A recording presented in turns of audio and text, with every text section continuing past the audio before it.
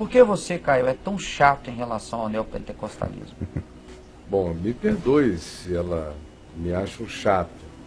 Ela deve me achar um chato porque ela não enxerga o neopentecostalismo com as categorias históricas que eu enxergo, né? Eu estou na estrada há muitos anos, exposto à estrada em todos os níveis que ela não pode nem conceber, de ponta a ponta, de um lado ao outro do espectro dessa viagem há muitos anos. E, além disso, a história da igreja, nesses 2000 anos para trás de mim, me é familiar. É mais familiar do que a história da minha família. Você entendeu? Eu não caí de paraquedas aqui. Como a maioria do pessoal aí pensa que tudo começou outro dia, assim, naquele oba-oba e tal. Não, eu sou um ente histórico. A minha cabeça pensa com categorias históricas. A minha linha do tempo é nítida e viva. Tudo divididinho na minha cabeça. Eu olho para trás e eu vejo um de diretórios e subdiretórios. Respondendo especificamente a pergunta dela, é porque nada foi mais corruptor para o movimento chamado protestante, que começou com Martinho Lutero no século XVI e com os demais reformadores. Nada foi mais corruptor do que o neopentecostalismo, que é uma derivação do pentecostalismo. O pentecostalismo foi altamente corruptor quando ele instituiu a existencialidade da experiência subjetiva de visões, revelações e profecias como uma coisa que na prática estava em pé de igualdade com a revelação de Deus nas Escrituras. Essa foi a tragédia do pentecostalismo. Foi, na prática, ter feito aquilo que os católicos fizeram com a tradição paralela.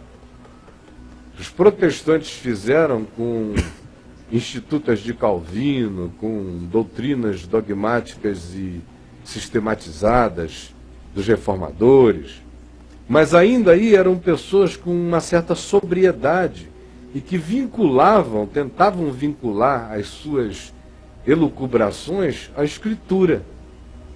Mas o pentecostalismo veio e criou uma outra dimensão intangível, impossível de você lidar e discutir, e que carregou uma relatividade total, um poder de relativização para o absoluto da revelação de Deus na Escritura. Em Cristo, em primeiro lugar, e na Escritura como revelação proposicional de apoio histórico apontando para Jesus. Isso foi feito pelo pentecostalismo. Dando um exemplo. No passado, quantas vezes eu tive que lidar com isso? Mas antes de eu existir já era assim. Depois que eu comecei a acompanhar, eu lidei com milhares e milhares de situações. Você chegava para uma pessoa, por exemplo, na década de 60, na década de 70, quando o pentecostalismo estava em auge, e os movimentos renovados de espiritualidades revelacionistas, subjetivistas, com as renovações espirituais, com aquela multidão de visões, revelações, profecias e dons de revelação para todos os lados, você chegava para alguém e que lhe dizia algo estapafúrdio, dizendo, porque uma irmã viu um anjo do Senhor que mandou que eu fizesse isto, isto e aquilo. E você abrisse a Escritura e dissesse para ela, olha, mas a palavra ensina diferente, ela iria dizer, não, mas a palavra é uma revelação assim geral. Eu estou vivendo agora na era das revelações específicas. Então, a palavra diz isso para todo mundo. Mas o anjo do Senhor falou para mim. Então, a palavra de Deus ficou relativizada por essa subjetividade que o pentecostalismo trouxe. E são milhares e milhões os exemplos. A gente vê até hoje aí pessoas que casaram por profecia, que não levaram em consideração a sabedoria exposta, a sabedoria absoluta da Escritura. E contra a sabedoria e o mandamento e a revelação e o bom senso da Escritura, fizeram escolhas translocadas obedecendo a uma revelação. Então, você veja o nível de poder que esse subjetivismo carregou, trazendo relatividade para a palavra. O neopentecostalismo pegou isso aí e levou para perspectivas extremas, porque conquanto o neopentecostalismo não seja revelacionista como é o movimento pentecostalista, de profetas, profetisas, visões, revelações e palavra de Deus paralela, palavra de Deus que corre não necessariamente fundada na Escritura, mas frequentemente até contra ela, sem que as pessoas percebam. E como isso tudo sendo autenticado, dizendo, não, Deus falou. E com muito choro, com revelação de interioridade, me disse o que eu estava fazendo hoje cedo de manhã em casa. Então tudo mais que falou tem que ser verdade, ainda que o que se tenha dito seja contrário à palavra. O neopentecostalismo não ficou revelacionista como o pentecostalismo.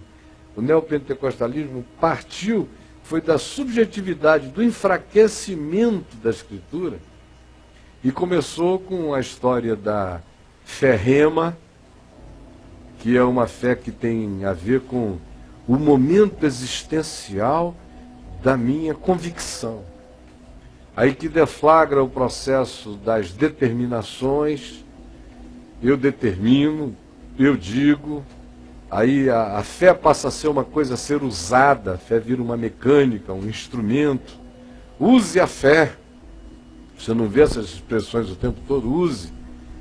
Tudo começa a se voltar para o homem é o centro de todas as coisas. E você encurrala Deus, põe Deus contra a sua própria reputação de Deus, pela sua determinação de fé, não importa em que direção seja.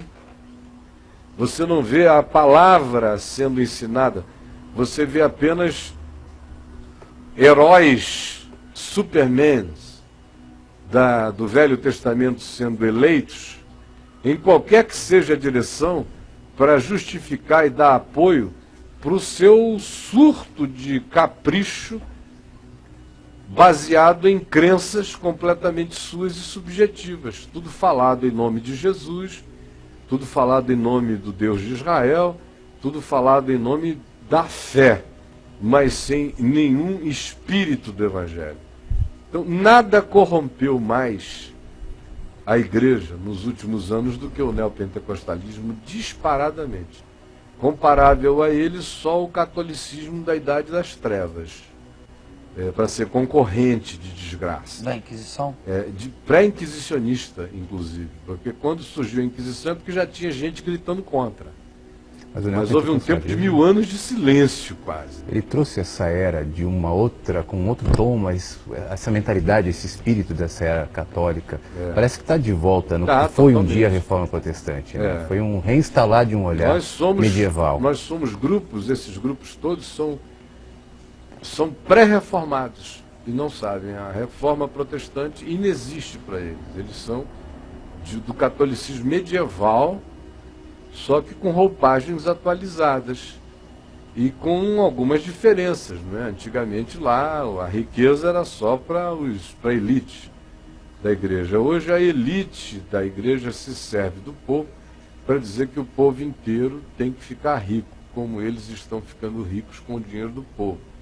E aí a teologia da prosperidade, que é outra fundamentação dos grupos neopentecostais, gera essa desgraça, esse anti-evangelho, essa corrupção de Jesus, do nome de Jesus, da palavra de Jesus, do ensino de Jesus. Então não tem implicância, não.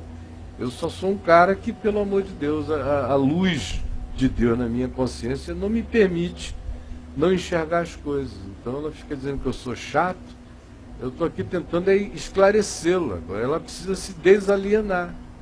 Vá ler aí uns 18 mil livros na sua vida para você vir e dizer que eu sou chato a respeito dessas coisas e vá se relacionar com milhões e milhões de pessoas de ponta a ponta do espectro cristão, não só no Brasil, mas no mundo inteiro, para depois vir dizer que eu sou chato.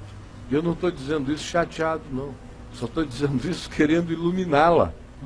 Porque o que para ela parece assim uma coisinha pequenininha, mesquinha, que eu não fico aqui dizendo de onde eu vim nem para onde eu vou. E aí isso ia ser uma chatice.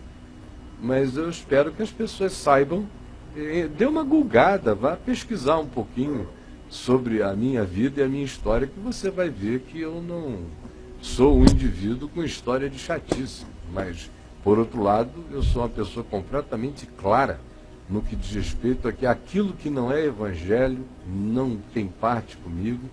E enquanto eu estiver vivo, eu pregarei o evangelho e denunciarei não só pela pregação do que seja evangelho, mas em algumas ocasiões, de maneira explícita, denunciarei o que não é evangelho. E que pessoas só conseguem entender que não o seja quando, com toda clareza de destemor, alguém ou alguns têm coragem de botar a cara para fora e serem minimamente receberem um beijo desse. Porque me chamar de chato é um beijo. O que o pessoal me chama por aí é de Beelzebub, de anticristo, de um monte de coisa, mas eu não estou nem aí. A minha consciência é cativa de Jesus, é cativa do Evangelho.